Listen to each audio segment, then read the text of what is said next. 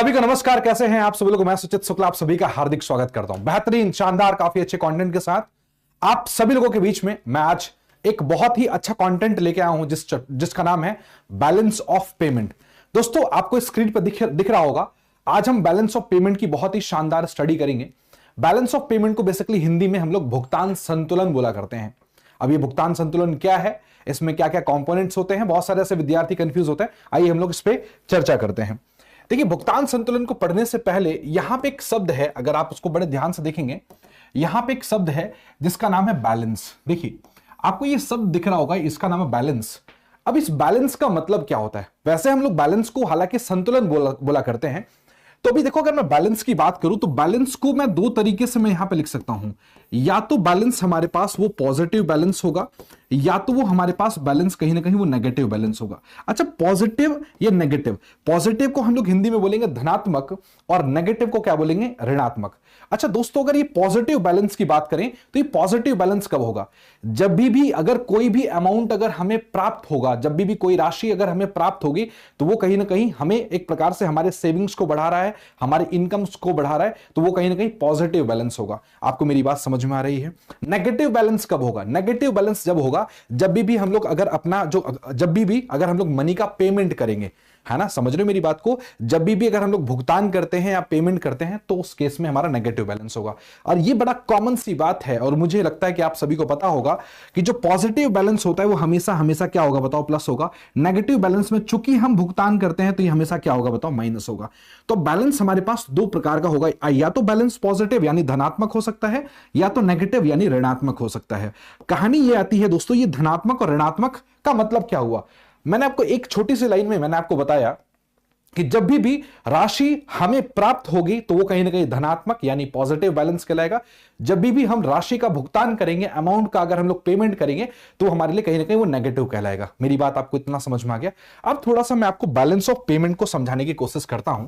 देखिए, balance of payment का मतलब क्या होता है?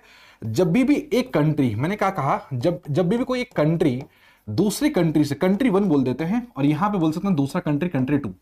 मैं यहां पे कंट्री वन एक एग्जांपल लेता हूं, इंडिया यानी भारत, और ये मान के चलते हैं हमारे पास यहां पे ये अमेरिका, ठीक है, अमेरिका, मान लो ये यूएसए। कहानी ये आता है हमारे पास, मान लीजिए ये जो भारत देश है, अगर इस अमेरिका से अगर ये लेन देन करता है, लेन देन मतलब क्या? ट्रांजेक्शन करता है। मैंने क्या बोला? लेन देन का मतलब क्या? लेन देन का मतलब मेरे प्यारे दोस्तों ट्रांजेक्शन। अच्छा, ट्रांजेक्शन यहां पे जो है ये किस प्रकार, हालांकि ट्रांजेक्शन भी बहुत सारे प्रकार के होते हैं, बिजनेस ट्रांजेक्शंस होता है, ठीक है, इस तरीके से बहुत सारे प्रकार के ट्रांजेक्शंस होते हैं। बट ऐसे वो ट्रांजेक्शन जो इकोनॉमिक ट्रांजेक्शंस होते हैं, इकोनॉमिक ट्रांजेक्शन को हम लोग आर्थिक लेन देन बोलते हैं। तो अब ध्यान से सुनना मैं क्या बोलने जा रहा हूं। जब भी एक व्यापार दूसरे व्यापार से आर्थिक लेन देन करता है, जैसे जब भी एक देश, जैसे ये एक इंडिया है, ये भारत देश है, जब भी भारत देश अगर ये अमेरिका से, या भारत देश दोस्तों दुनिया के हर एक देश से अगर मैं बात करूं, तो जब भी भारत देश दुनिया के सभी देशों से क्या करेगा? आर्थिक लेन देन करता है, तो ऑब्वियस सी बात है उन सभी लेन देनों को हमें एक व्यवस्थित तरीके से हमें कहीं ना कहीं उनको रिकॉर्ड करना पड़ेगा। आपको मेरी बात समझ में आ रही है? जैसे अगर मान के चलो इंडिया ने शर्ट, मान के चलो एक शर्ट, हम या मान के चलो जो हमने ये जैकेट पहन रखा है, तो अगर इस जैकेट का व्यापार अगर एक्सपोर्ट किया, या शर्ट का अगर एक्सपोर्ट किया, तो अगर इसने, इंडिया ने अगर शर्ट का एक्सपोर्ट किया अमेरिका में, तो इसको कहीं ना कहीं रिकॉर्ड करना पड़ेगा, हाँ या ना? तो अगर इंडिया ने अगर शर्ट का अगर एक्सपोर्ट किया तो कहीं ना कहीं हमें रिकॉर्ड करना पड़ेगा, पक्का? अच्छा, अगर मान के चलिए अगर इंडिया ने इस अमेरिका से कोई फाइटर प्लेन अगर इंपोर्ट किया है तो भी इंडिया को कहीं ना कहीं रिकॉर्ड करना पड़ेगा। तो वो एक ऐसा प्लेस, जिस प्लेस पे एक देश जब दूसरे अन्य देशों से तमाम प्रकार के आर्थिक लेन देन करता है, तो उन सभी आर्थिक लेन देनों को एक व्यवस्थित तरीके से रिकॉर्ड करने की जो प्रक्रिया होती है दोस्तों, उसको हम लोग भुगतान संतुलन यानी बैलेंस ऑफ पेमेंट बोला करते हैं। मैंने बड़े प्यार से आपको समझाया। बैलेंस ऑफ पेमेंट का मतलब क्या? जब कोई एक देश, सुनो ध्यान से, जब कोई एक देश, हमारे पास जितने भी हमारे पास दुनिया में देश हैं, जब कोई एक देश सभी देशों से जितने भी आर्थिक लेन देन करता है एक वर्ष के अंतराल में, उन सभी आर्थिक लेन देनों को एक व्यवस्थित तरीके से, कैसे व्यवस्थित तरीके से उसका लेखांकन करना, वो हमारे पास बैलेंस ऑफ पेमेंट यानी भुगतान संतुलन कहलाता है। आप सभी के सामने ये डेफिनेशन भी लिखा हुआ है, आप सब लोग देख सकते हैं। भुगतान संतुलन एक लेखांकन विवरण है। क्या है? लेखांकन विवरण है जो एक निश्चित अवधि कितना, 1 वर्ष के अंतराल, ठीक, में किसी देश के निवासी और शेष विश्व के बीच में सभी आर्थिक लेन देन का एक व्यवस्थित रिकॉर्ड क्या कहलाता है दोस्तों? हमारे पास भुगतान संतुलन कहलाता है। Same as it is definition यहां भी लिखा हुआ है कि it is a systematic record of all economic transaction. सभी आर्थिक लेन देनों का एक सिस्टमैटिक व्यवस्थित तरीके से जो रिकॉर्ड करना हमारे पास क्या कहलाता है बताओ? एक प्रकार से बैलेंस ऑफ पेमेंट कहलाता है। अब एक छोटी सी बात मैं आपको बड़ी इंटरेस्टिंग बताता हूं, बहुत अच्छा लगेगा आपको सुन के दोस्तों। अगर मैं बात करूं, हमने यहां पे पढ़ा कि सर ये इकोनॉमिक ट्रांजैक्शन, आर्थिक लेन देन, आइए देखते हैं ये आर्थिक लेन देन होते कौन कौन से आर्थिक लेन, मतलब ऐसे कौन कौन से लेन देन को हम लोग आर्थिक लेन देन बोलेंगे। हमारे पास जो पहला जो है उसको बोलते हैं विजिबल ट्रेड। मेरे प्यारे दोस्तों, विजिबल ट्रेड को हम लोग दृश्य व्यापार बोला करते हैं। क्या बोलते हैं बताओ? दृश्य व्यापार बोला करते हैं। पक्का? अभी दृश्य व्यापार क्या होता है? ऐसा वो कोई व्यापार जहां पे फिजिकली हम लोग किसी चीज को टच कर सकते हैं, देख सकते हैं, छू सकते हैं, तो वो एक ऐसा व्यापार फिजिकली, मतलब क्या बोलेंगे? विजिबल ट्रेड बोलेंगे। मेरे प्यारे दोस्तों, विजिबल ट्रेड की अगर मैं बात करूं, ये मेरे हाथ में मोबाइल है, ठीक, अगर मैंने मोबाइल का अगर मैंने एक्सपोर्ट किया, तो मोबाइल का अगर एक्सपोर्ट यानी मोबाइल का अगर हमने निर्यात किया, तो मोबाइल को मैं देख सकता हूं, टच कर सकता हूं, छू सकता हूं। तो ये मोबाइल, ये जब मोबाइल का जो एक्सपोर्ट या इंपोर्ट क्या कहलाएगा? विजिबल ट्रेड कहलाएगा। अगर मैंने शर्ट का एक्सपोर्ट किया, शर्ट का, चेयर का, टेबल का, फैन का, फर्नीचर का, कैमरा का, व्हाइट बोर्ड का, लाइट बोर्ड का, है ना, इन सब का अगर मैंने एक्सपोर्ट किया, इन सबको मैं देख सकता हूं, इन सबको मैं छू सकता हूं, इनका फिजिकल एग्जिस्टेंस है कि नहीं है? तो ऐसी जो वस्तुएं जिनका फिजिकल एग्जिस्टेंस होता है, या ऐसी वो वस्तुएं जिनको मैं फिजिकली तरीके से टच कर सकता हूं, देख सकता हूं, ऐसे वस्तुएं जो दृश्य हैं, है ना, तो ऐसी वस्तुओं का व्यापार कहीं ना कहीं विजिबल ट्रेड कहलाता है। और ऐसी विजिबल ट्रेड को मेरे प्यारे दोस्तों कहीं ना कहीं इकोनॉमिक ट्रांजैक्शन यानी आर्थिक लेन देन के रूप में हम लोग क्या करते हैं बताओ? हम लोग रिकॉर्ड करते हैं। दृश्य व्यापार आप सभी को समझ में आ गया। आइए हम लोग एक नेक्स्ट पॉइंट पे बात करते हैं। हमारे पास आता है क्या? Invisible trade. दोस्तों, इनविजिबल ट्रेड को हम सब लोग बोलते हैं अदृश्य व्यापार। क्या बोला करते हैं? अदृश्य व्यापार। अब ये अदृश्य व्यापार क्या होता है, आइए समझते हैं। अदृश्य व्यापार का मतलब होता है ऐसी वो कोई चीज जिसको हम देख नहीं सकते, जिसको सिर्फ हम फील कर सकते हैं कि बिल्कुल सही बात है, ऐसा कोई ट्रांजैक्शन हुआ है। हम देख नहीं सकते, नहीं हम टच कर सकते हैं, बट हां बस फील कर सकते हैं। कुछ एग्जांपल के जरिए मैं आपको समझाता हूं, बड़े ध्यान समझना। हमारी तबीयत खराब हुई और मैंने क्या किया कि डॉक्टर, जो अमेरिका में एक कोई डॉक्टर है, और मैंने उनसे क्या किया, ऑनलाइन मैंने कंसल्टेशन किया। उन डॉक्टर साहब ने हमें बता दिया कि सर ऐसे ऐसे ये चीजें करेंगे आप ठीक हो जाएंगे। तो मैंने अभी उनकी सर्विसेज क्या किया, डॉक्टर की सर्विसेज ली, उसके बदले मैंने उनको, फॉर एग्जांपल मैंने $1000 मैंने उनको पेमेंट किया। उनकी सर्विसेज के बदले $1000 का मैंने उनको पेमेंट किया। समझ में आया कि नहीं? और मैं ठीक हो गया। तो जो मैं ठीक हो गया, क्या मैं उस फीलिंग को मैं समझ पा रहा हूं, मैं अंदर से इनर फीलिंग में ये हो रहा है कि मैं बिल्कुल अच्छा महसूस कर रहा हूं, मैं ठीक हो गया। तो क्या मैं उस फीलिंग को टच कर सकता हूं क्या? नहीं, आंसर इज नो। तो अभी ये जो चीजें हुई ना, उसको हम लोग क्या बोलते हैं? ये एक सर्विसेज हो, ये भी तो एक ट्रांजैक्शन है। डॉक्टर ने अपनी सर्विसेज दी, मैंने उसका पेमेंट किया, हाँ है ना? तो ये जो एक सर्विसेज जो डॉक्टर ने मुझे दिया, मैंने उसका जो पेमेंट किया, ये एक कहीं ना कहीं इनविजिबल ट्रेड या अदृश्य व्यापार है। क्योंकि जो सर्विसेज होती हैं, जो सेवाएं होती हैं, जब भी सेवाओं का जब लेन देन किया जाता है, तो कहीं ना कहीं सेवाओं के लेन देन को हम लोग टच नहीं कर सकते, फिजिकली तरीके से देख नहीं सकते, बस हम फील कर सकते हैं। तो ऐसे व्यापार को हम लोग इनविजिबल ट्रेड यानी अदृश्य व्यापार बोला करते हैं। कोई दिक्कत है, कोई डाउट है, आप लोग मुझे जरूर बताएं। अब ये भी कहीं ना कहीं इकोनॉमिक ट्रांजैक्शन का हमारे पास प्रारूप है। अब आइए डिस्कस करते हैं। इसके बाद हमारे पास एक और पॉइंट आता है, इसको बोलते हैं यूनिलैटरल ट्रांसफर। अभी दोस्तों, यूनिलैटरल ट्रांसफर क्या होता है? इसको हम लोग हस्तांतरण बोला करते हैं, या एक तरफा हस्तांतरण बोलते हैं। अब अगर मैं एक तरफा हस्तांतरण का मतलब क्या हुआ? एक तरफा, जैसे मान के चलिए आप मेरे बर्थडे में आए, है ना, आप मेरा जन्मदिन था, आप आए और आपने मुझे एक बहुत प्यारा सा गिफ्ट दिया, तोहफा दिया मुझे। तो एक बात मुझे बताइए, क्या जरूरी है कि अब आपका जन्मदिन होगा तो मुझे आपको गिफ्ट देना पड़ेगा? या अगर आपने मुझे गिफ्ट दिया है तो क्या अब मेरे ऊपर एक कर्ज हो गया क्या कि उस गिफ्ट का पैसा मैं आपको कल वापस करूं? बताइए एक बार। The answer is no. क्यों? क्योंकि ये एक तरफा ट्रांसफर है। इसका मतलब क्या हुआ, इससे कोई भी प्रोडक्टिव मतलब ऐसा हमने ऐसा कुछ किया नहीं था जिसकी वजह से मुझे ये कहीं ना कहीं जो है एक अमाउंट जो है मुझे मिला है या कोई गिफ्ट जो मुझे मिला है। जैसे आज मैं यहां पे काम कर रहा हूं, मैं यहां का अगर कर्मचारी हूं, मैं यहां पे काम करूंगा तो मैं उस काम के बदले मैं एक अमाउंट रिसीव करूंगा एक वेतन के रूप में। इसी तरीके से आप समझिए। बट अगर गिफ्ट की बात करें, ग्रांट की बात करें, डोनेशन की बात करें, उसमें हमारी कोई भी जिम्मेदारी नहीं होती। अगर हमने गिफ्ट रिसीव किया या ग्रांट रिसीव किया या डोनेशन रिसीव किया तो हमारी कोई दायित्व तो नहीं बनता कि हम उसकी वापसी करें। ऐसे चीजों को हम लोग हस्तांतरण यानी एक तरफा ट्रांसफर, इसको इंग्लिश में यूनिलैटरल ट्रांसफर बोला करते हैं। क्या बोलते हैं? यूनिलैटरल ट्रांसफर बोलते हैं। इसका एग्जांपल क्या हुआ? गिफ्ट हो गया, ग्रांट हो गया, डोनेशन हो गया, स्कॉलरशिप हो गया। ये सारी चीजें क्या होती हैं? यूनिलैटरल ट्रांसफर होती हैं। दोस्तों एक बड़ी इंपॉर्टेंट बात आपको बताता हूं।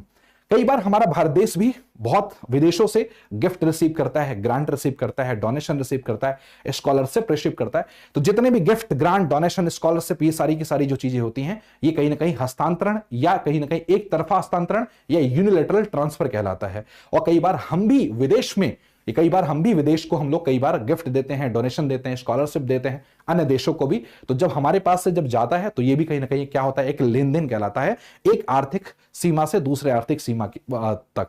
तो कहीं ना कहीं ये भी एक आर्थिक लेन देन का कहीं ना कहीं प्रारूप देखा गया। आगे डिस्कस करें मेरे प्यारे दोस्तों। अब हमारे पास हालांकि कैपिटल ट्रांसफर भी देखेंगे हम लोग। कैपिटल ट्रांसफर मैं आपको बहुत डिटेल में पढ़ाऊंगा जब मैं आपको कैपिटल अकाउंट पर जब मैं पढ़ा रहा हूं। अभी मैं इसको थोड़ा सा मैं इसके बारे में थोड़ा सा मैं आपके बारे में चर्चा करूंगा। कैपिटल ट्रांसफर को भी थोड़ी देर बाद अभी हम लोग पढ़ेंगे। देखिए दोस्तों मैं आपको बता दूं, जब आपने अगर देखो जो कॉमर्स वाले विद्यार्थी होंगे तो उनको ये जो मैं बात बताने जा रहा हूं उनको तो बड़ा प्यार मतलब अच्छे तरीके से पता होगा। अभी हम थोड़ा सा इसको समझने की कोशिश करते हैं। जैसे मान के चलिए कोई भी लेन देन हो, कोई भी, देखिए कोई भी लेन देन हो दोस्तों,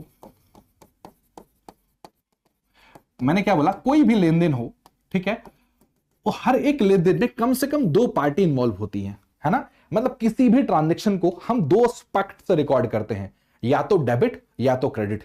इसको मोटे मोटे तौर पे समझते हैं। देखो क्या मैं बोलने की कोशिश कर रहा हूं। आपने देखा होगा जब आप बैंक में अगर पैसा जमा करते हो, ठीक है, तो आपके पास मैसेज आता है क्रेडिट का। जब आपके अकाउंट में अगर कोई पैसा ट्रांसफर करता है तो आपके पास मैसेज आता है क्रेडिट का। और जब आप पैसा बैंक से निकालते हो तो आपके पास कैसा मैसेज आता है? डेबिट का। तो कहीं ना कहीं जब भी आप बैंक से अगर कोई लेन देन अगर आप लोग करते होगे, और ये सभी विद्यार्थी करते भी हैं, तो या तो डेबिट का मैसेज आता है या तो क्रेडिट का। क्या किसी अन्य चीज का मैसेज आया क्या कभी? The answer is no. मेरे प्यारे दोस्तों मैं आपको बता दूं, कोई भी ट्रांजैक्शन हो दुनिया का, चाहे कोई भी ट्रांजैक्शन हो, उसके हमेशा दो एस्पेक्ट होंगे, या तो वो डेबिट होगा या तो वो क्रेडिट होगा, कोई भी एस्पेक्ट हो। अब मैंने कहा कि सर कोई भी ट्रांजैक्शन होगा या तो वो डेबिट होगा या तो वो क्रेडिट होगा। बहुत बढ़िया, अच्छा, बहुत शानदार तरीके से अभी आपको समझना है। अब डेबिट और क्रेडिट की बात करें, जब भी अगर हम लोग किसी भी चीज का भुगतान करते हैं, मतलब पेमेंट करते हैं दोस्तों, तो उसको हम लोग क्या करेंगे बताओ? कहां रिकॉर्ड करेंगे बताओ? हम लोग डेबिट साइड में रिकॉर्ड करेंगे। जब भी अगर कोई भी चीज अगर हमारे पास मान के चलो अगर हमें रिसीव होगी, रिसिप्ट होगा, मतलब क्या, अगर कोई भी चीज अगर हमारी प्राप्तियां होंगी तो हमारे पास कहां होंगी बताओ? रिसीव। जब भी कोई चीज हमारी अगर प्राप्तियां होंगी हम लोग उसको क्रेडिट साइड रिकॉर्ड करेंगे। समझ रहे हो मेरी बात को? अब आइए मैं आपसे छोटे छोटे कुछ प्रश्न पूछता हूं, आप सभी बंधुओं को बताना है। जैसे आपने विदेश में निर्यात किया, मैं एक बार हटता हूं, एक बार इसको ध्यान से देखिएगा। आपने विदेश में शर्ट का एक्सपोर्ट किया, आपको पैसा रुपया मिलेगा नहीं मिलेगा? आपको रुपए मिलेंगे या आप पेमेंट करेंगे, भुगतान करेंगे? आपने कहा सर मैंने कहा शर्ट का एक्सपोर्ट किया है, तो शर्ट का अगर मैंने एक्सपोर्ट किया है तो कहीं ना कहीं मुझे राशि प्राप्त होगी। तो अगर राशि प्राप्त होगी तो कहीं ना कहीं कहां रिकॉर्ड करेंगे? क्रेडिट साइड में रिकॉर्ड करेंगे। समझ में आ गया कि नहीं आ गया? कोई डाउट है? अच्छा, अगर मैंने बोला एक छोटी सी बात, क्या कि आपने विदेश से आईफोन मंगाया है, तो अगर आप विदेश से अगर आप आईफोन मंगाओगे या लैपटॉप मंगाओगे तो आप यहां से भुगतान करोगे, आप पेमेंट करोगे, तो आपके पास से पैसा जा रहा है कि आ रहा है? तो आपने कहा सर मैं आईफोन मंगाऊंगा तो मेरे पास से रुपीस पैसा जो है वो जा रहा है। तो अगर जा रहा है तो कहीं ना कहीं कहां रिकॉर्ड करोगे? डेबिट साइड रिकॉर्ड करोगे। तो ये बात तो आपकी अभी क्लियर हो गई कि कब हम डेबिट साइड रिकॉर्ड करेंगे, कब हम क्रेडिट साइड रिकॉर्ड करेंगे। डेबिट साइड जब रिकॉर्ड करेंगे जब भी हमारा कोई पेमेंट होगा, क्रेडिट साइड जब रिकॉर्ड करेंगे जब भी हम लोग कोई भी चीज प्राप्त कर रहे होंगे, हमारी जो भी कोई प्राप्तियां होंगी। मेरी बात आपको समझ में आ रही है? देखो यहां पे क्रेडिट साइड का मतलब सारी बातें लिखी हुई है, क्या जितनी भी हमारे पास इनफ्लो होती हैं, इनफ्लो का मतलब क्या हुआ, क्या कि ऐसी वो विदेशी मुद्रा जो सभी प्रवाह या स्रोतों के स्रोतों को दर्ज किया जाता है, उसको हम लोग क्या बोलते हैं, वो क्रेडिट पक्ष में रिकॉर्ड होता है। दोस्तों डेबिट पक्ष में क्या रिकॉर्ड होगा, देखो क्या लिखा हुआ है, जो भी हमारे आउटफ्लो, आउटफ्लो का मतलब यहां पे पेमेंट से है दोस्तों, आउटफ्लो का मतलब यहां पे पेमेंट यानी भुगतान से है। साफ साफ लिखा हुआ है क्या, विदेशी मुद्रा के सभी प्रवाह या उपयोग, या हम लोग बोल सकते हैं भुगतान को हम सब लोग क्या बोलते हैं, डेबिट पक्ष में दर्ज करते हैं। ये कुछ बेसिक सी बातें अभी हमने जो पढ़ा वही सेम चीजें अभी यहां पे भी लिखी हुई है। आइए शुरुआत करते हैं हम लोग आगे। अब दोस्तों हमारे पास कितने प्रकार के भुगतान संतुलन होते हैं। बेसिकली अगर मैं बात करूं, हमारे पास 3 प्रकार के भुगतान संतुलन देखने को मिलता है। या तो एक बैलेंस बीओपी होता है, या तो सरप्लस बीओपी होता है, या तो वो डेफिशिएंट बीओपी होता है। आइए हम लोग एक एक बार समझने की कोशिश करते हैं। बैलेंस बीओपी को हम लोग संतुलन बैलेंस ऑफ पेमेंट बोलते हैं।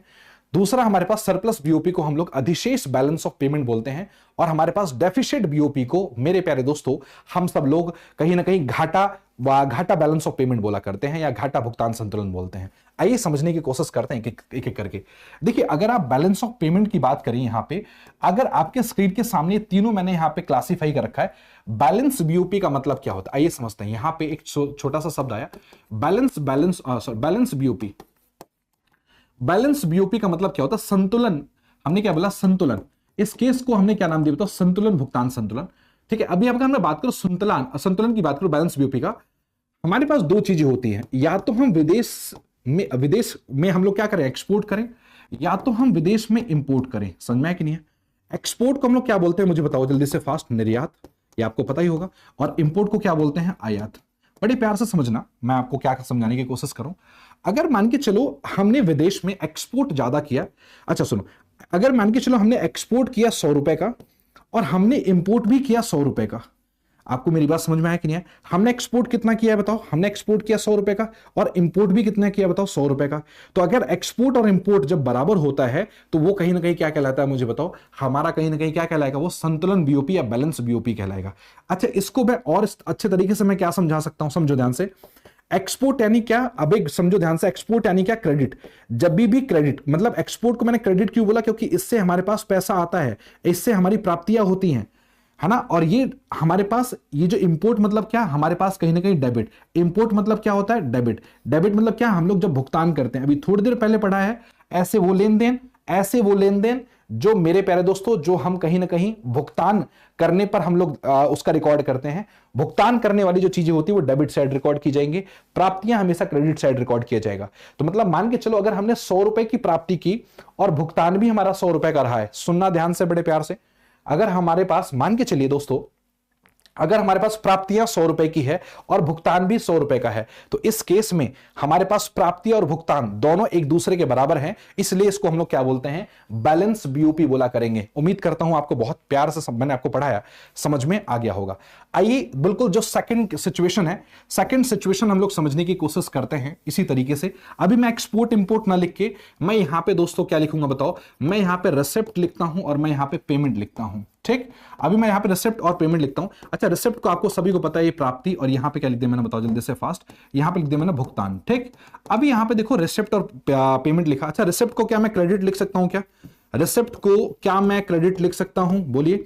अच्छा पेमेंट को मैं क्या लिख सकता हूं बताओ, पेमेंट को क्या मैं डेबिट लिख सकता हूं, सही यस और नो, बिल्कुल सही बात है सर। अब दूसरा हमारे पास पॉइंट आता है सर, सरप्लस बीओपी, अधिशेष बैलेंस ऑफ पेमेंट। भाई क्या आता है, अधिशेष भुगतान संतुलन। क्या होता है अधिशेष भुगतान संतुलन का मतलब, ऐसा कोई सिनेरियो, अधिशेष मतलब क्या, सरप्लस। जब भी एक ऐसी कंडीशन, एक ऐसी स्थिति, एक ऐसी सिचुएशन, जब मेरे प्यारे दोस्तों हमारा क्रेडिट साइड यानी प्राप्तियां हमारे पास बहुत सारा हो और भुगतान कम हो। कुछ एग्जांपल के जरिए आप समझिए। अगर मान के चलिए हमारे पास जो प्राप्तियां हैं, मैं यहां पे कलर चेंज करके आपको समझा रहा हूं।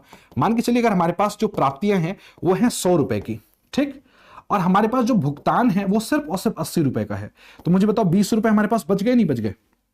भाई हमारे पास पैसा कितना आया, 100 रुपए आया, और हमने भुगतान कितना किया, 80 रुपए, तो 20 रुपए जो बच गया, इस सिचुएशन को बोलते हैं सरप्लस बीओपी।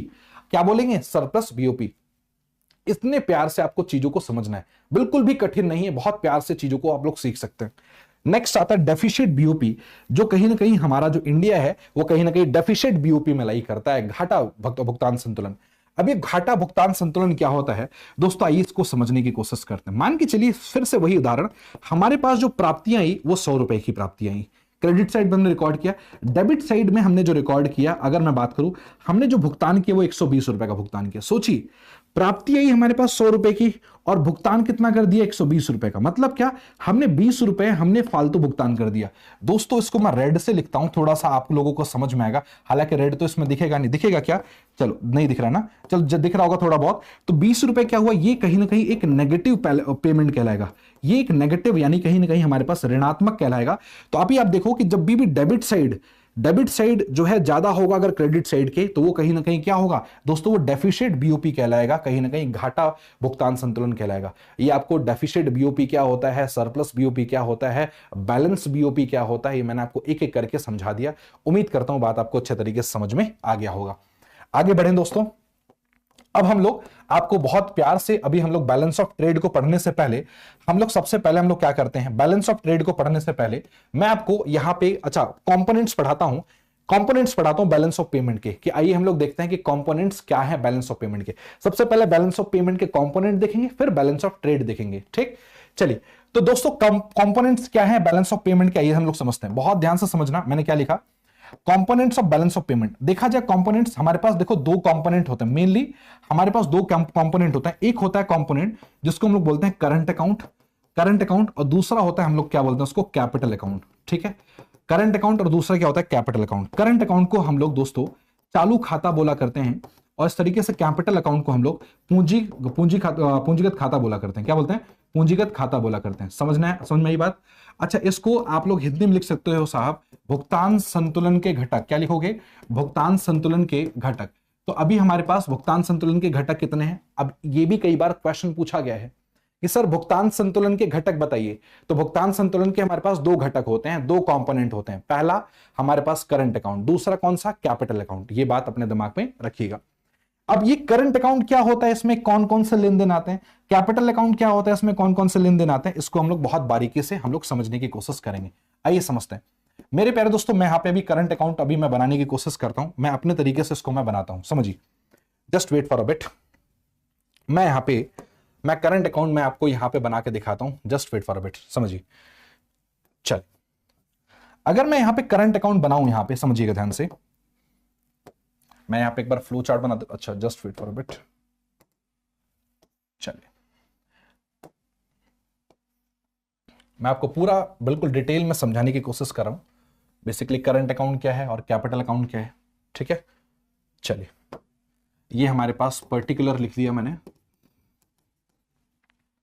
ये हमारे पास ये क्रेडिट साइड, इसमें हम लोग प्लस लिखेंगे, प्लस वाली चीजें, ठीक है, और ये प्लस वाली चीजें, और ये हमारे पास डेबिट साइड, जो चीजें हम लोग माइनस वाली चीजें, ठीक। और हमने ऊपर एक टॉपिक डाल दिया दोस्तों, ये करंट अकाउंट, ठीक। चलिए, बहुत बढ़िया। अभी करंट अकाउंट क्या है, कैसे व्यापार बिजनेस के ट्रांजैक्शंस को, मतलब कैसे हमारा एक देश जब भी दूसरे देश की आर्थिक सीमा से तमाम प्रकार के जो लेन देन करता है, तो अभी हम लोग यहां पे ये समझने वाले हैं ऐसे कौन कौन से लेन देन हैं जो करंट अकाउंट यानी चालू खाता में देखने को मिलता है। ऐसे कौन कौन से लेन देन हैं जो हमें चालू खाता में देखने को मिलता है, आइए हम लोग समझने की कोशिश करते हैं दोस्तों, ठीक है। आइए हम लोग समझने की कोशिश करते हैं कौन कौन से लेन देन है। सबसे पहले हम लोग एक एक करके समझेंगे। पहला पॉइंट हमारे पास देखो क्या लिखा हुआ है, हमारे पास जो पहला है उसको हम लोग बोलते हैं विजिबल ट्रेड। क्या बोलते हैं, हमने ये पढ़ा हुआ है, आप लोगों को जो मैंने अभी पढ़ाया है ना, बिल्कुल सेम चीज अभी यहां पे आ रही है। विजिबल ट्रेड को हम लोग दोस्तों बोलते हैं दृश्य व्यापार। क्या बोलते हैं, दृश्य व्यापार। देखिए, विजिबल ट्रेड का मतलब क्या पढ़ाया था मैंने, ऐसी कोई चीज जिसको मैं फिजिकली तरीके से टच कर सकूं, देख सकूं। एक उदाहरण के तौर पे chair, table, fan, furniture, rice, wheat, pulses, है ना, मोबाइल फोन, कैमरा, है ना, इस तरीके से ये जितनी जो चीजें हैं जिनको मैं फिजिकली तरीके से देख सकता हूं, टच कर सकता हूं, दृश्य व्यापार यानी विजिबल ट्रेड कहलाएगा। दोस्तों कई बार ऐसा भी होगा कि मैं विजिबल ट्रेड का, मेरे प्यारे दोस्तों, कई बार ऐसा होगा कि हम उसका एक्सपोर्ट कर रहे हैं, और कई बार ऐसा होगा कि हम उसका इंपोर्ट करें। एक्सपोर्ट को हम लोग बोलते हैं निर्यात। कई बार क्या होगा कि हम उसका निर्यात कर रहे हैं, है ना, कई बार हमारा आयात होगा, पक्का। अच्छा, एक्सपोर्ट और इंपोर्ट की बात करता हूं। जब भी अगर विजिबल ट्रेड को मैं अगर एक्सपोर्ट करूंगा, विदेश में माल बेचूंगा, विदेश में अगर मैं एक्सपोर्ट करूंगा, विदेश में माल बेचूंगा, तो मुझे मिलेगा पैसा या मेरे पास से जाएगा। आपका आंसर क्या होगा सर? अगर आप विदेश में एक्सपोर्ट करोगे तो आपके पास पैसा आएगा, राशि प्राप्त होगी। राशि प्राप्त होना क्रेडिट साइड रिकॉर्ड किया जाएगा। तो करंट अकाउंट के किस साइड रिकॉर्ड करेंगे? एक्सपोर्ट कहां रिकॉर्ड होगा दोस्तों?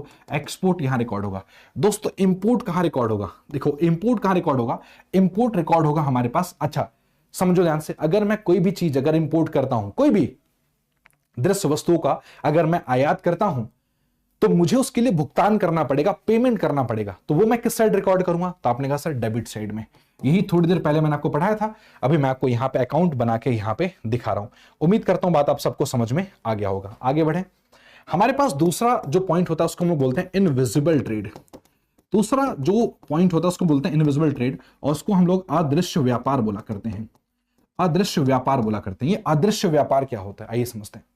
ऐसी व्यापार जो हम लोगों ने सर्विसेज का नाम दिया, सेवाएं, ठीक। तो ऐसा भी हो सकता है क्या कि हमने सेवाओं का एक्सपोर्ट किया, जिसको हम बोलते हैं निर्यात किया। ऐसा भी हो सकता है क्या कि हमने सेवाओं का इंपोर्ट किया, जिसको हम बोल सकते हैं आयात। तो आयात और निर्यात सेवाओं का हो सकता है कि नहीं हो सकता? अगर हमने सेवाओं का निर्यात किया है तो अगर हमारे यहाँ के डॉक्टर, टीचर, लॉयर, इन लोगों ने अगर अपनी सर्विसेज विदेशों को दिया होगा, तो विदेश के लोगों ने हमारी सर्विसेज को प्राप्त करने के लिए, हमारी सेवाओं को प्राप्त करने के लिए विदेश से हमारे पास पैसा आया होगा। मैं अगर आज अमेरिका वालों को पढ़ाऊंगा यहां से, सोचिए अगर मैं यहां से अगर मैं अमेरिका वालों को अगर मैं टीच करता हूं, तो ऑब्वियस सी बात है अमेरिका के लोग मुझे फीस देंगे, मेरे पास भारत देश में पैसा आएगा। तो मैंने क्या किया? अपनी सर्विसेज को, अपनी सेवाओं को एक्सपोर्ट किया। तो ये कहीं ना कहीं कहां रिकॉर्ड होगा? मुझे बताइए, क्रेडिट साइड में। बट अगर मैंने विदेश से अगर मैंने पढ़ाई की, अगर मैंने विदेश से अगर कोई सेवाएं अगर मैंने प्राप्त की, तो कहीं ना कहीं सर्विसेज इंपोर्ट किया, और अगर मैं सर्विसेज इंपोर्ट करूंगा तो अगर ये कहां रिकॉर्ड होगा? ये मेरे प्यारे दोस्तों हमारे पास किस साइड रिकॉर्ड होगा? ये डेबिट साइड रिकॉर्ड होगा। ये हो गया। इस तरीके से तीसरा हम लोग बात करते हैं। तीसरा एक सबसे शानदार चीज आती है, उसको बोलते हैं यूनिलैटरल ट्रांसफर। यूनिलैटरल ट्रांसफर, और यूनिलैटरल ट्रांसफर को मैंने आपको बताया था, उसको हम लोग बोलते हैं हस्तांतरण। क्या बोलते हैं बताओ? हस्तांतरण। अच्छा दोस्तों इसको हम लोग एक तरफा हस्तांतरण बोला करते हैं।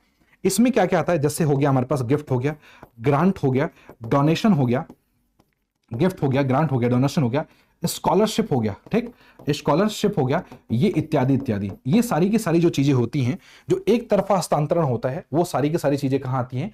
यूनिलैटरल ट्रांसफर में आती है। अब कहानी आती है सर, कई बार अगर हमारा देश गिफ्ट प्राप्त करता है, डोनेशन प्राप्त करता है, स्कॉलरशिप प्राप्त करता है ना, तो ग्रांट प्राप्त करता है, अगर हमारे देश ने अगर प्राप्त किया है, तो हम लोग चूंकि हम लोगों ने प्राप्त किया है, तो किस साइड रिकॉर्ड करेंगे? हम लोग बिल्कुल क्रेडिट साइड रिकॉर्ड करेंगे। बट अगर हमने किसी अन्य देश को अगर हमने पेमेंट किया है, जैसे गिफ्ट दिया है, डोनेशन दिया है ना, ग्रांट दिया है, स्कॉलरशिप दिया है, उस केस में हमारे पास से कहीं ना कहीं क्या पेमेंट जा रहा है, तो कहीं ना कहीं हम लोग कहां रिकॉर्ड करेंगे दोस्तों? हम लोग डेबिट साइड में रिकॉर्ड करेंगे। समझ में आ गया? कोई डाउट है आप लोग मुझे जरूर बताएं। एक पॉइंट और होता है, थोड़ा सा हमें उसको समझना पड़ेगा, है ना।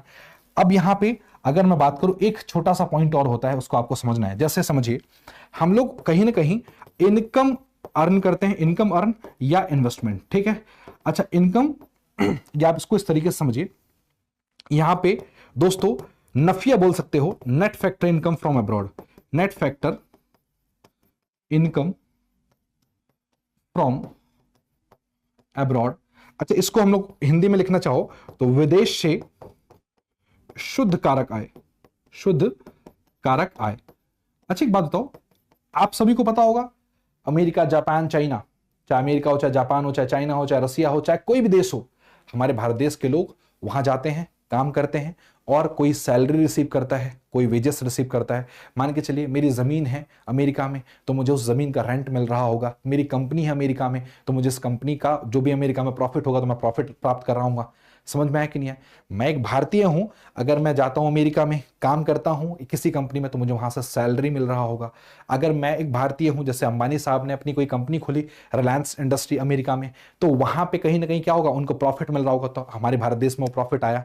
पक्का इस तरीके से माइक्रोसॉफ्ट जैसी कंपनियां हो गई यहाँ पे, ओप्पो हो गए, वीवो हो गई, सैमसंग हो गई, ये भी हमारे भारत देश में वो कंपनियां हैं। तो ये सारी कंपनियां भी क्या करती हैं? यहाँ से प्रॉफिट कमाती हैं और अपने विदेश लेके जाती हैं। तो मेरा कहने का मतलब ये है कि ऐसे वो सब लोग जो विदेश से इनकम प्राप्त करके हमारे भारत देश में आते हैं, या इसको इस तरीके से समझिए, हमारे भारत देश के जो हमारे पास सामान्य निवासी होते हैं, क्या बोला? हमारे भारत देश के जो सामान्य निवासी होते हैं, नॉर्मल रेजिडेंट्स होते हैं दोस्तों, अगर वो लोग अगर इनकम अर्न करते हैं विदेशों से, तो चूंकि वो हमारे भारत देश की इनकम है, तो इसलिए हम लोग कहां रिकॉर्ड करेंगे, क्रेडिट साइड। बट ऐसा भी होगा कि हम लोगों ने, मतलब हमारे भारत देश में ऐसे बहुत सारे लोगों की जमीन होगी, ऐसे बहुत सारे विदेशियों की हमारे भारत देश में जमीन होगी, ऐसे बहुत सारे विदेश से लोग यहां पे आके काम कर रहे होंगे, ऐसे बहुत सारे लोग जो विदेश के सामान्य निवासी होंगे जो हमारे भारत देश में काम कर रहे होंगे, वहां से हमारे भारत देश से अब वो अगर पैसा अगर वहां अपने पास लेके जाते हैं तो क्या कहलाएगा बताओ, हमारे पास वो कहीं ना कहीं, क्योंकि हमारे पास से आउटफ्लो है तो हम लोग डेबिट साइड रिकॉर्ड करेंगे।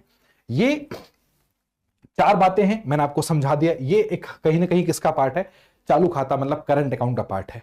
मेरे प्यारे दोस्तों, मैं आपको बताना चाहता हूं, ये बहुत इंपॉर्टेंट है, कई बार करंट अकाउंट से संबंधित प्रश्न पूछा गया है।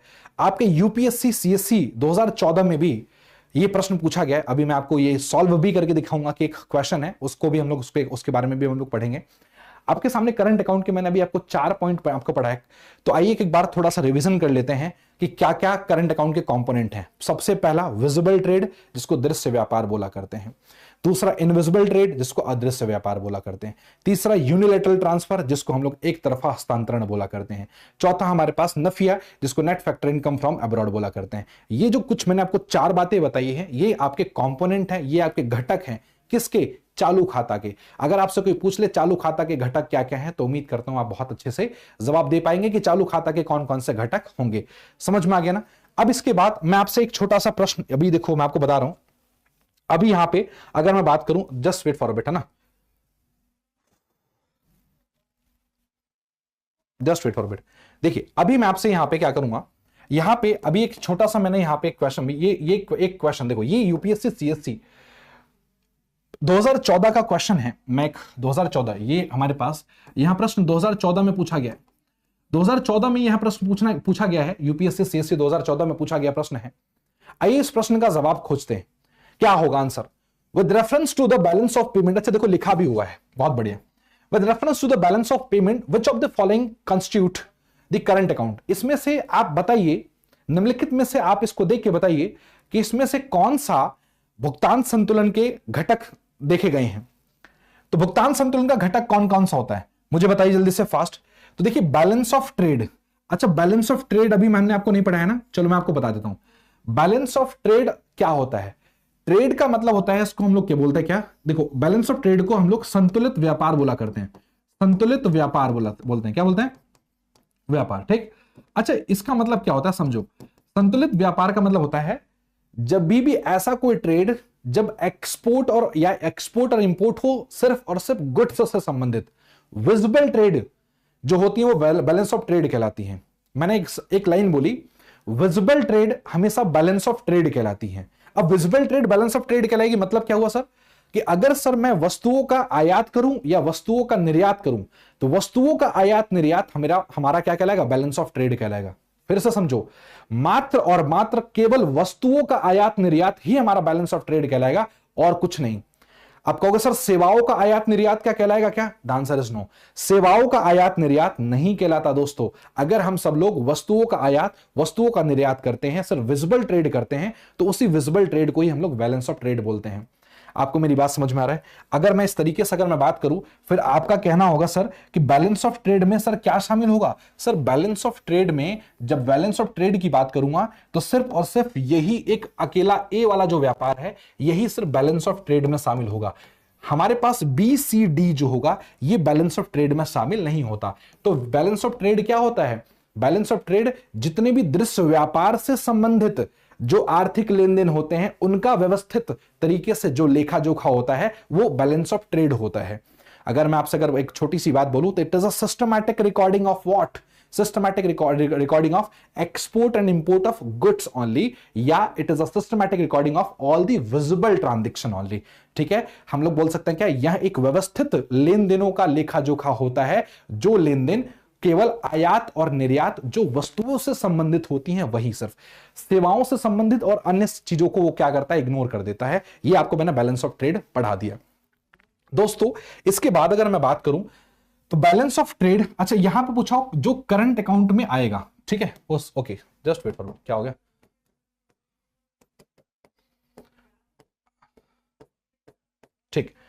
अब यहां पे जो करंट अकाउंट में आएगा, तो कौन कौन सी चीजें करंट अकाउंट में आती है मुझे बताइए, ऐसी कौन कौन सी चीजें जो करंट अकाउंट में आती है। आपने कहा सर बैलेंस ऑफ ट्रेड आएगा क्या, बिल्कुल सर, विजिबल ट्रेड ही तो बैलेंस ऑफ ट्रेड का पार्ट है, तो चूंकि visible trade balance of trade का पार्ट है तो ये तो आएगा कि आएगा, बिल्कुल दृश्य व्यापार। अच्छा, फॉरेन एसेट्स दोस्तों ये नहीं आता है, अभी हमने पूरे चालू खाता करंट अकाउंट हमने बनाया, कहीं भी हमने फॉरेन एसेट्स का नाम देखा क्या, द आंसर इज नो।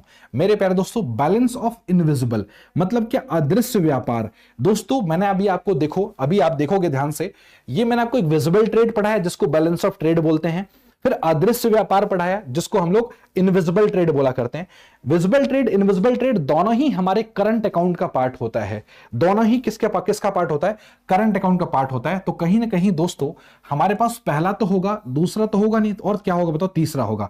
अच्छा, स्पेशल ड्राइंग राइट ये हमारे पास आईएमएफ से संबंधित है, जिसमें कुछ कंट्रीज की करेंसीज होती हैं। ये हालांकि जब मैं आपको एसडीआर पढ़ाऊंगा बहुत अच्छे तरीके से तब समझाऊंगा कि जिसमें कैसे कंपनी कैसे जो कंट्रीज जो होते हैं वो अपने कोटा सिस्टम के अकॉर्डिंग वो फंड मतलब लोन लेते हैं इस एसडीआर के थ्रू। ये अपने आप में बहुत बड़ा कॉन्सेप्ट है, डिस्कस करेंगे जब मैं आपको आईएमएफ पढ़ाऊंगा तब।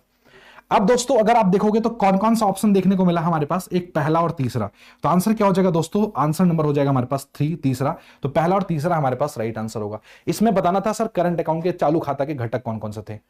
लोग बोलते हैं यूपीएससी का पेपर टफ आता है, आप लोग देख लीजिए ऐसे क्वेश्चंस, इतने सिंपल क्वेश्चंस पूछे जाते हैं, हालांकि टफ होता है बट कहीं ना कहीं जो हमारे पास अगर आप लोग चीजों को बहुत बारीकी से पढ़ोगे ना तो बहुत आसानी से सवालों का जवाब दे सकते हैं।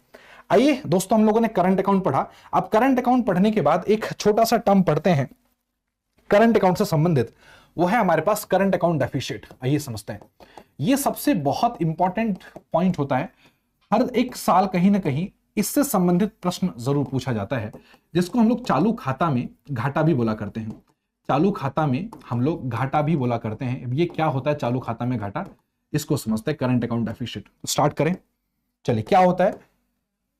अच्छा, मैंने आपको डेफिसिट बैलेंस ऑफ पेमेंट पढ़ाया था, अभी थोड़ी देर पहले मैंने आपको डेफिसिट बैलेंस ऑफ पेमेंट पढ़ाया था कि एक ऐसा सिचुएशन, एक ऐसी स्थिति जब पेमेंट साइड ज्यादा हो करंट अकाउंट का रिसिप्ट साइड से, या जब भुगतान की जो स्थिति है, जब भुगतान की जो स्थिति है वो ज्यादा हो कहीं ना कहीं प्राप्तियों से, ठीक, तो वो कहीं ना कहीं वो घाटा भुगतान संतुलन या डेफिसिट बैलेंस ऑफ पेमेंट कहलाएगा।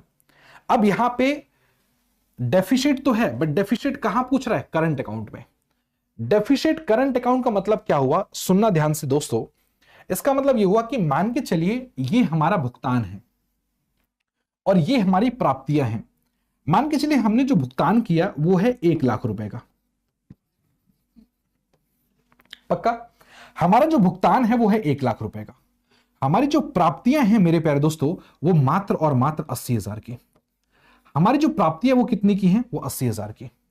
अभी आप देखोगे हमारी प्राप्तियां सिर्फ 80,000 की हैं मगर भुगतान 1 लाख का है, मतलब कहीं ना कहीं 20,000 रुपए का हमारे पास घाटा हो गया। कैसे घाटा हो गया, क्योंकि सर ये हमारे पास जो एक प्रकार से जो डेबिट साइड है ना सर, जो भुगतान की तरफ, भुगतान का जो डेबिट साइड है करंट अकाउंट में वो ज्यादा हो गया किससे, क्रेडिट साइड से। तो अगर आपसे कोई पूछे कि करंट अकाउंट डेफिसिट क्या होता है, एक यहां पे एक टर्म आया, सॉरी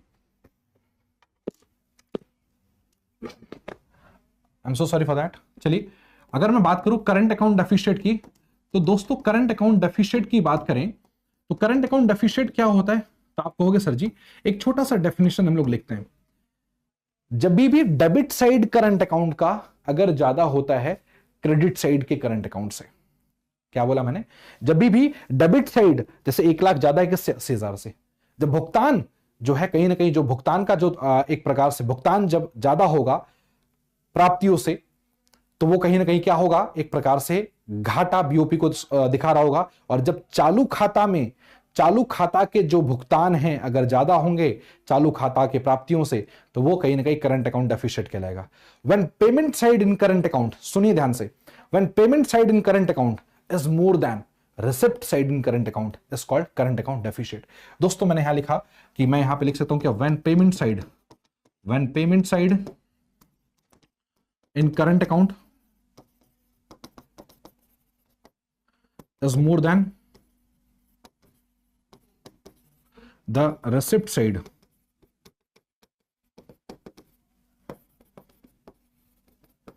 करंट अकाउंट।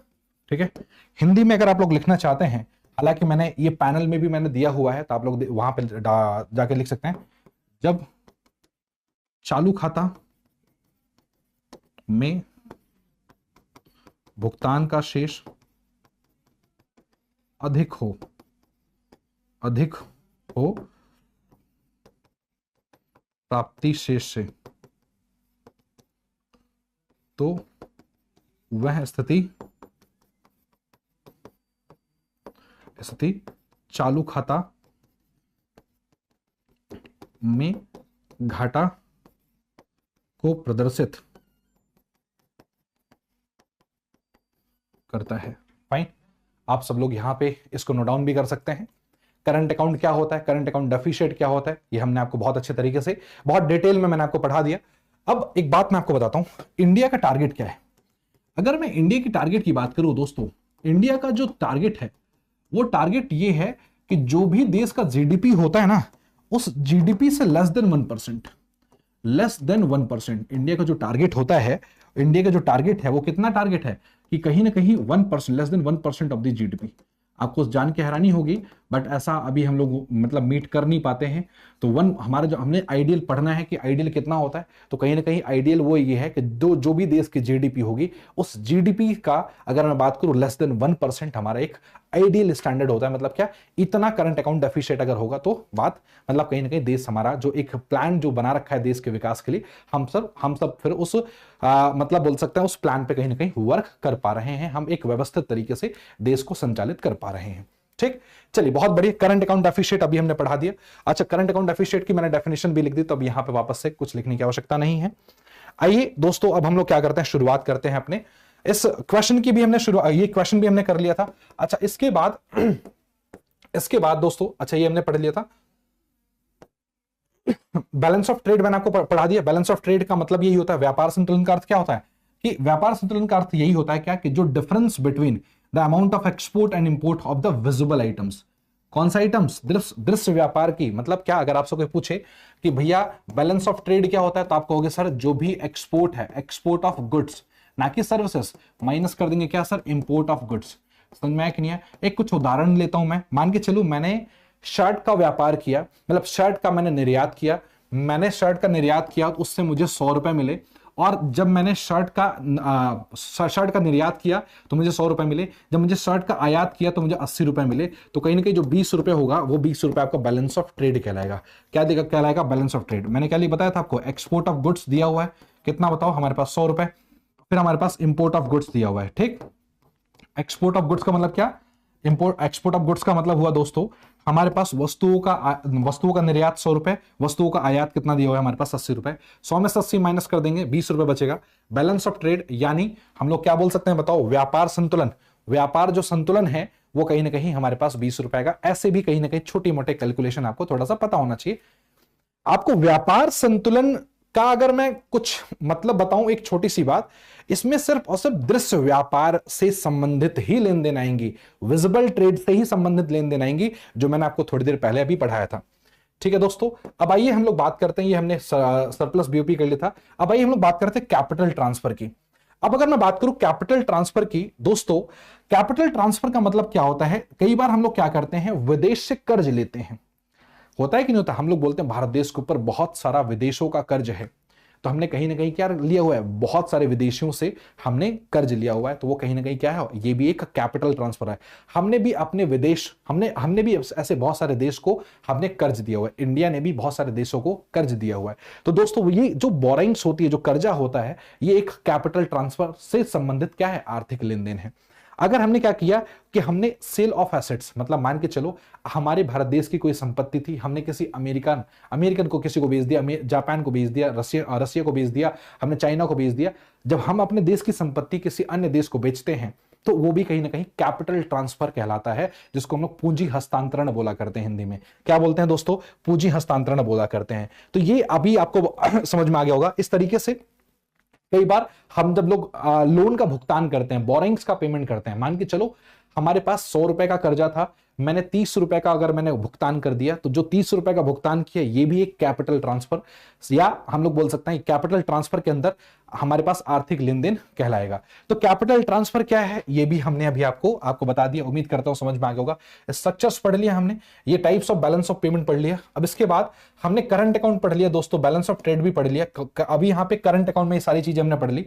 ये आप लोग देखोगे तो करंट अकाउंट में जितना भी मैंने आपको भी फ्लो चार्ट, ये भी जितना भी मैंने अभी आपको पढ़ाया ना टेबल के जरिए, सारा का सारा मैंने यहाँ पे फ्लो चार्ट दिखाया हुआ है। आप इस फ्लो चार्ट के जरिए आप सब लोग देख सकते हैं। नेक्स्ट अगर मैं बात करूं करंट अकाउंट के सारे कंपोनेंट्स हैं, ये सारे के सारे कंपोनेंट्स हमने दोस्तों अभी अपने बिल्कुल लिख लिख के हमने अच्छे तरीके से बना के देखा है, पक्का। चलो देखो करंट अकाउंट के कंपोनेंट देखो, ये हमने बनाया ना, ये हमने बना के देखा हुआ है। सेम चीजें, वो सारी की सारी जो चीजें हैं ये हमने यहाँ पे बिल्कुल अच्छे तरीके से हमने यहाँ पे प्रदर्शित किया हुआ है, ठीक है। अब दोस्तों करंट अकाउंट तो हो गया हमारे पास। करंट अकाउंट के बाद हमने क्वेश्चंस भी कर लिए। अब आइए हम लोग बात करते हैं कैपिटल अकाउंट की। दोस्तों कैपिटल अकाउंट की बात करते हैं तो कैपिटल अकाउंट क्या होता है, आइए इसको भी थोड़ा सा हम लोग अपने तरीके से समझते हैं। कैपिटल अकाउंट, कैपिटल अकाउंट, ठीक है। अच्छा, कैपिटल अकाउंट को हम सब लोग पूंजीगत खाता बोला करते हैं। क्या बोला करते हैं? पूंजीगत खाता। अब इस तरह कैपिटल अकाउंट या पूंजीगत खाता क्या होता है आइए समझते हैं।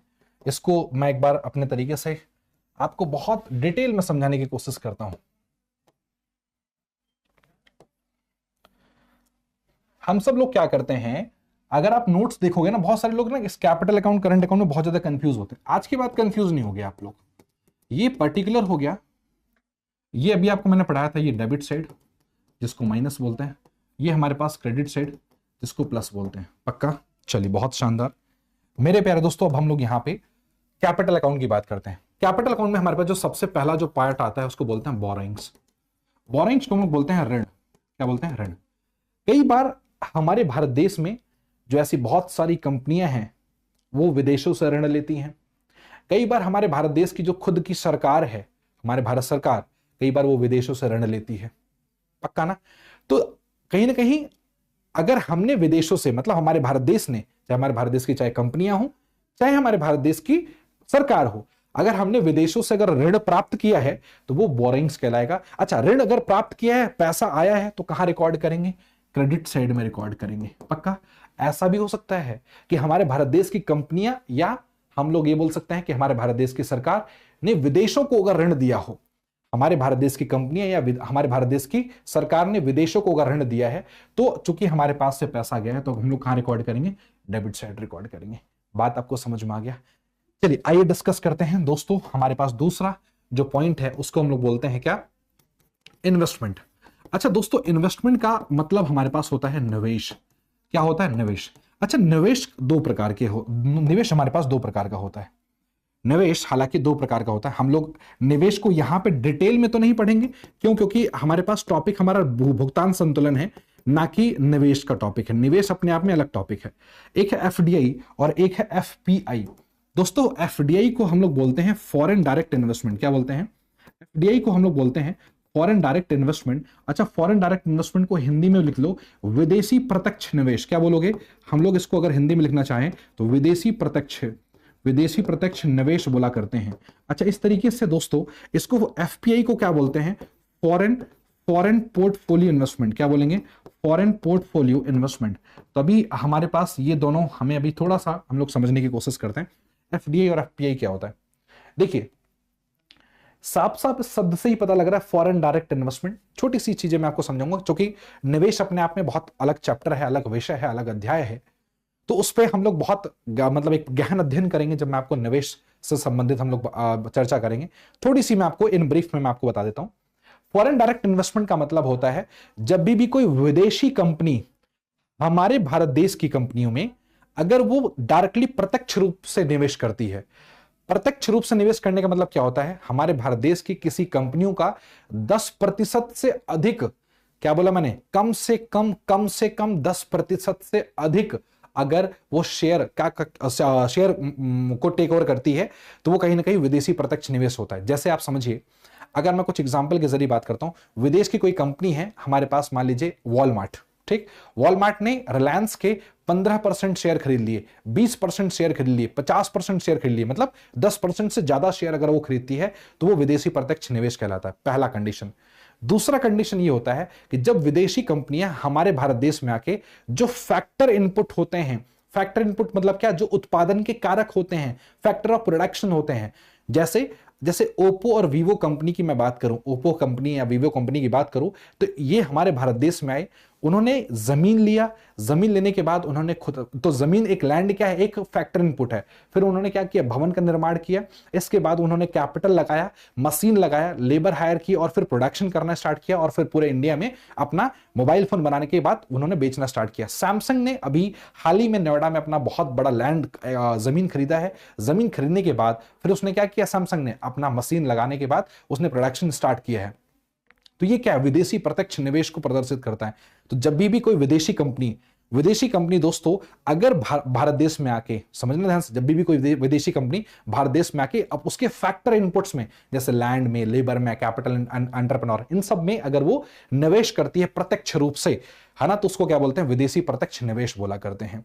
अच्छा, विदेशी प्रत्यक्ष निवेश से हमारे पास क्या क्या फायदा होता है, नई नई तकनीकी आएगी, टेक्नोलॉजी आएगी, आप सभी को पता है, इंफ्रास्ट्रक्चर यानी आधारभूत का हमारे पास क्या होगा, सुधार देखने को मिलता है।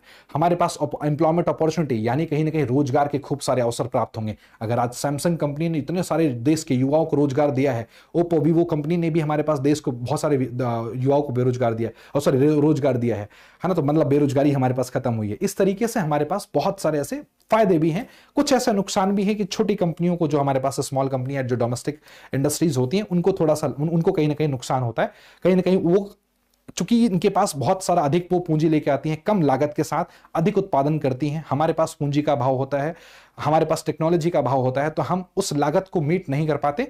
तो कहीं ना कहीं जो स्मॉल कंपनी, जो डोमेस्टिक कंपनियां होती हैं, उनको कहीं ना कहीं प्रॉब्लम क्रिएट होता है उस लार्ज इंडस्ट्री को, जो लार्ज इंडस्ट्री या बिग फर्म्स हैं या जो हमारे पास विदेशी कंपनियां हैं, उनसे कॉम्पिटिशन करने में। ये बात बाकी मैंने आपको बताया कि जब मैं आपको इन्वेस्टमेंट, जब एक चैप्टर पढ़ाऊंगा तो उसमें डिटेल में पढ़ेंगे।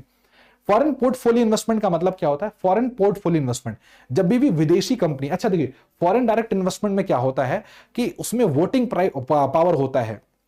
मतलब कि अगर हमने किसी विदेशी कंपनियों ने, जैसे वॉलमार्ट ने अगर रिलायंस की कंपनी में 15% का अगर निवेश किया है, 15% शेयर अगर खरीदा है, तो वॉलमार्ट का 15% तक का वोटिंग राइट्स हो गया रिलायंस में, मतलब डिसीजन हो गया, एक प्रकार से वो ऑनरशिप, स्वामित्व मिल गया 15% का। बट फॉरेन पोर्टफोलियो इन्वेस्टमेंट में स्वामित्व नहीं मिलता, डिसीजन हम लोग नहीं दे सकते, हमारा कोई वोटिंग पावर नहीं होता। मतलब ये हुआ, जब भी कोई विदेशी कंपनियां मान के चलिए, मैं एग्जांपल लेता हूं, यहां पे वॉलमार्ट है फॉर एग्जांपल। अब यहां पे हमारे भारत देश की कंपनियां हैं, मान के चलो कंपनी हमारे पास ए बी सी, तो इसने क्या किया, वॉलमार्ट ने क्या किया, ए में, बी में और सी में इसके 2% शेयर खरीद लिए, इसके 5% खरीद लिए, इसके 6% शेयर खरीद लिए। तो 10% से जब भी कम शेयर अगर ये खरीदती है और कोई भी डिसीजन नहीं होता, मतलब कोई भी, एक प्रकार से बोलते हैं ना, कोई भी वोटिंग पावर नहीं होगा, कोई डिसीजन नहीं दे सकता, बस हाँ, इसने पैसा लगाया शॉर्ट स्पैन ऑफ टाइम के लिए, मतलब कम समय के लिए, है ना, मतलब कम समय के लिए इसने पैसा लगाया। और ये इसका उद्देश्य क्या होता है एफपीआई का, कि भैया कम समय के लिए पैसा लगाओ और रेट ऑफ रिटर्न कमा लो, मतलब ब्याज कमा लो। ये एफपीआई का फॉरेन पोर्टफोलियो का मतलब होता है, जैसे आपने देखा होगा ना, पोर्टफोलियो में बहुत सारे, एक फोटोग्राफ देखा होगा, उसमें आपको एक फोटो फ्रेम में बहुत सारे फोटो होते कि नहीं होते, तो ये जो बहुत, एक फोटोग्राफ में बहुत सारे फोटो होते हैं, तो इसी फ्रेम को हमने क्या बोल दिया, पोर्टफोलियो बोल दिया। तो दोस्तों यही इसमें इसी तरीके से एक कंपनियां विदेशी जब बहुत सारी कंपनियों में हमारे भारत देश की क्या करती है, निवेश करती है, जिससे कि वो कुछ शॉर्ट समय में बहुत सारा रेट ऑफ इंटरेस्ट कमा सके, उसको फॉरेन पोर्टफोलियो इन्वेस्टमेंट बोलते हैं। अच्छा, फॉरेन डायरेक्ट इन्वेस्टमेंट में स्वामित्व, ऑनरशिप होती है ना, और कहीं डिसीजन मेकिंग और कहीं ना कहीं वोटिंग पावर होता है। बट फॉरेन पोर्टफोलियो इन्वेस्टमेंट में ना ही डिसीजन मेकिंग होगा, ना ही वो हमारे पास क्या होगा, कहीं ना कहीं स्वामित्व देखने को मिलेगा। ठीक है। अच्छा, एक और इंपॉर्टेंट बात ये, एफडीआई जो फॉरेन डायरेक्ट इन्वेस्टमेंट जो है, वो हमें कहीं ना कहीं दीर्घकालीन यानी लॉन्ग टर्म यानी लंबे समय तक के लिए किया जाता है। ठीक, अगर फॉरेन पोर्टफोलियो इन्वेस्टमेंट की बात किया जाए तो ये कहीं ना कहीं अल्पकालीन यानी शॉर्ट टर्म के लिए किया जाता है। तो करता कोई विदेशी कंपनी है हमारे पास, जो है हमारे घरेलू कंपनी में या इंडिया की कंपनी में। ठीक है दोस्तों, अगर हमने निवेश किया है तो हमारे पास से पैसा गया है, हम लोग यहां रिकॉर्ड करेंगे विदेश, सॉरी, हमने निवेश किया है। अगर हमने विदेश में, अगर हमने निवेश किया है, देखो सुनो ध्यान से, अगर हमारी कंपनी ने विदेशों में अगर निवेश किया है निवेश करने से वहां पे हमें रिटर्न मुझे मिलेगा, पैसा हमारे देश में आएगा, तो हम लोग यहां पे रिकॉर्ड करेंगे। बट हमारी कंपनी में अगर विदेश की कंपनियों ने निवेश किया है, विदेश की जितनी भी कंपनी है, वॉलमार्ट है, माइक्रोसॉफ्ट है ना, ओप्पो है, वीवो है, सैमसंग है, इन सभी लोगों ने हमारे देश में निवेश किया, पैसा कमा के अपने देश लेके जा रहे हैं, तो ये हमारे लिए क्या है, भुगतान होगा, हम लोग यहाँ रिकॉर्ड करेंगे। आखिरी हमारे पास जो तीसरी जो बात है, आइए हम लोग बात करते हैं फॉरेक्स की। Change in forex, change in forex. और दोस्तों फॉरेक्स को हम लोग बोलते हैं फॉरेन एक्सचेंज रिजर्व। क्या बोला करते हैं? फॉरेक्स को फॉरेन एक्सचेंज रिजर्व बोला करते हैं, ठीक है। हिंदी में आप लोग लिख लीजिए, हिंदी में आप लोग लिखोगे विदेशी मुद्रा भंडार। क्या लिखोगे?